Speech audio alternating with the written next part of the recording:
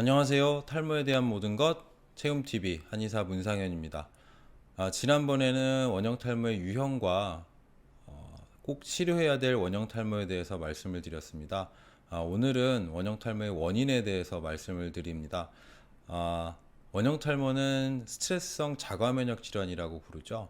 어, 면역 세포는 우리 몸의 세포를 공격하지 않습니다. 이것을 면역 관용이라고 부르는데요. T세포가 면역 관용을 잃고 모세포를 공격해서 생기는 질환이 원형 탈모입니다. 근데 왜 면역에 문제가 생기는지, 왜 모발이 생기는지, 그리고 그것이 왜 스트레스성이라고 불리는지 자세히 좀 알아봐야 될 텐데요. 현재까지 알려진 바에 따르면 원형 탈모를 스트레스성 자가 면역 질환이라고 부르는 이유가 원형 탈모 발생 부위에 조직 검사상에 T세포가 다수 발견된다는 것, 그 다음에 T세포를 조절하는 조절 T세포에 이상이 있다는 것, 그리고 이것을 유발하는 단백질의 발현이 증가한다는 것, 그리고 유전적인 경향이 조금 있고 대부분의 원형 탈모 환자분들이 발병 6개월 이내에 좀 심각한 스트레스가 있었다는 것, 그것들이 원형 탈모를 스트레스성 자가면역 질환이라고 판단하는 근거가 되겠습니다. 면역계에 이상이 발생하고 그것이 하필이면 피부에 나타나서 모발을 손상시키는지 자세히 알아볼 필요가 있고요. 그러려면 먼저 피부의 면역 체계의 문제 자세히 좀 확인해 봐야겠습니다. 피부를 비롯한 몸의 모든 부분들은 신경계를 통해서 통제가 됩니다. 그래서 두피의 신경진 분포를 보면 뇌신경과 경추 2, 3번의 체성신경이 지배를 하는데요. 피부는 동작하는 기관이 아니기 때문에 운동신경 분포는 거의 없고 대부분 감각신경 그리고 교감신경이 있습니다. 감각신경은 보통 통증, 소양감, 그 다음에 온도, 촉감 이런 걸 인지하게 돼 있고 교감신경이 지배하는 영역에서는 한선, 피지선, 임모근 이런 피부의 부속기관들, 소기관들을 관리하게 됩니다. 임모근이라는 거 처음 들어보셨죠? 근육 중에 하나인데요. 보통 우리가 팔다리 근육, 뭐 이런 수의적인 근육이 아니라 피부와 모낭 사이를 이어주는 작은 근육으로서 교감신경 지배를 받고요.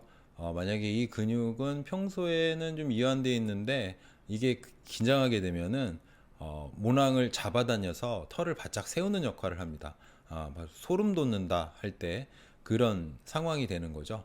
어떨 때 소름이 돋나요? 보통 이제 깜짝 놀라거나 아니면 갑자기 차가운 게 닿거나 아니면 갑자기 뜨거운 게 닿거나 이랬을 때 반응하는 것이 이제 임모근이죠. 한선은 다들 잘 아실 겁니다. 땀을 내는 곳이죠. 그래서 모공이랑은 좀 다르고요. 땀은 이제 더울 때 보통 이제 체온 조절을 위해서 땀을 내게 되는데 땀을 또 내기 위해서 조절해야 될 것도 중요한 것 한 가지가 혈관입니다. 한선에 혈류 공급이 충분해야 땀을 낼 수 있으니까요. 그래서 더울 때 아니면 따뜻하게 해주면 혈액순환이 증가하는 이유가 되죠. 또 어떨 때 땀이 나나요? 보통 이제 긴장될 때 손발에 땀이 많이 나게 되죠. 이때도 마찬가지로 교감신경이 땀을 조절하게 됩니다. 또 하나 이제 교감신경이 중요한 역할을 하는 부분이 혈관 확장과 수축인데요. 보통 우리가 부끄러울 때, 뭐 긴장했을 때, 화가 날 때 얼굴이 붉어지는 경우가 있죠. 이런 경우가 이제 교감신경 조절에 의한 혈관 확장의 현상입니다. 그래서 예를 들어 우리가 소름 돋는다, 땀이 난다, 그 다음에 얼굴이 붉어진다 이런 것들 맘대로 할 수 있는 부분이 아닙니다. 예를 들어 뭐 덥다고 땀을 좀 내서 말려야겠다. 땀을 식혀야겠다. 그 체온을 떨어뜨려야겠다. 자율신경계 중에 교감신경계, 피부의 소기관들을 관리해서 혈관, 림프관, 한선, 임모근, 피지선 이런 것들을 다 관리를 하면서 뭐 체온 조절을 하고 온도에 반응하고 그 다음에 심리적 상태라든지 혈액순환들을 관리하게 되는데 이 모든 것들이 사실 마음대로 할 수 있는 부분이 아닙니다. 소름 돋게 만들어야지 아니면 땀을 내서 좀 체온을 식혀야겠다. 뭐 이런 것들 마음대로 안 되죠. 피부가 좀 건조하니까 피지 분비를 늘려서 피부에 기름 코팅을 좀 해줘야겠다. 이런 거 마음대로 안 되는 부분입니다. 마찬가지로 피부의 면역 체계를 관리하는 것도 자율신경계, 그 중에 교감신경입니다. 또 교감신경이 어떤 일을 하게 될까요? 보통 교감신경이 하는 일 중에 가장 많은 일은 내장기를 관리하는 일입니다.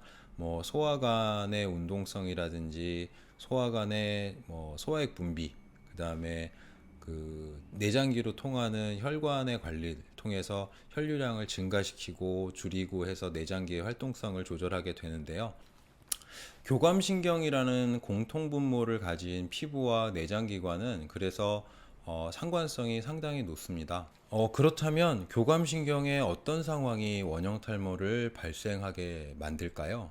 이 부분은 자율신경계의 역할, 특히 그 중에 교감신경계의 역할 부분을 이해하면 조금 더 쉽게 이해할 수 있습니다. 자율신경계의 역할은 결국 신체의 항상성을 유지하는 것인데요. 신체 외부, 내부의 변화에 따라서, 즉 온도 변화든지 정서적 변화에 따라서 체온이나 혈액순환들 이런 것들을 유지시켜 주는 게 자율신경계의 역할이죠. 그래서 자율신경계는 신체가 손상되는 상황이라든지 아니면 무언가 부족한 상황에 가장 민감하게 반응합니다. 자극에 대한 통증이라든지 온도의 변화, 배고픔 이런 것들로서 결국에는 신체 외부, 내부에서 오는 스트레스에 대한 결과라고 보시면 되겠습니다. 예를 들면 과거에는 뭐 배고픔이라든지 추위, 더위, 그 다음에 뭐 사냥이나 전쟁에서의 긴장감이나 아니면 몸의 손상들이 스트레스로 작용했을 것이고요.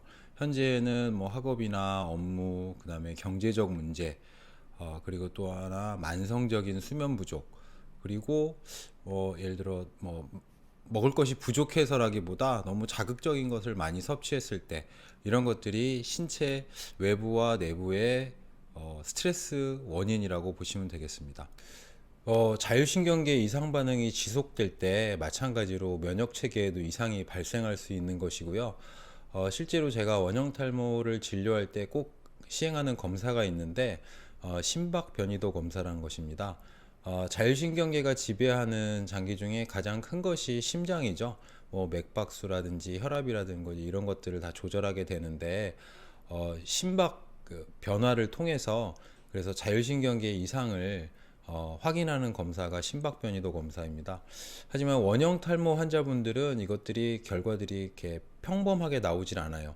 대개 그 교감신경과 부교감신경의 균형도가 정상적인 경우에는 5대5나 6대4 정도로 나오게 되는데 원형 탈모 환자분들은 8대2, 심하면 9대1까지 교감신경의 긴장, 교감신경의 흥분 상태가 심한 경우가 많습니다. 또 그런 경우에 진맥을 해보면 현맥, 팽팽한 줄, 그 바이올린이나 뭐 피아노 줄 같은 그런 줄 현자를 써서 팽팽한 맥이 나타나거나 아니면 긴 맥, 그 어떤 긴장감이 심한 맥, 그 다음에 가는 맥, 특히 만성 스트레스가 심한 분들, 여성분들 같은 경우에 피가 마른다고 표현하죠. 이 혈이 허해지면서 맥이 가늘고 팽팽해지는 새맥이 나타나는 경우가 많습니다.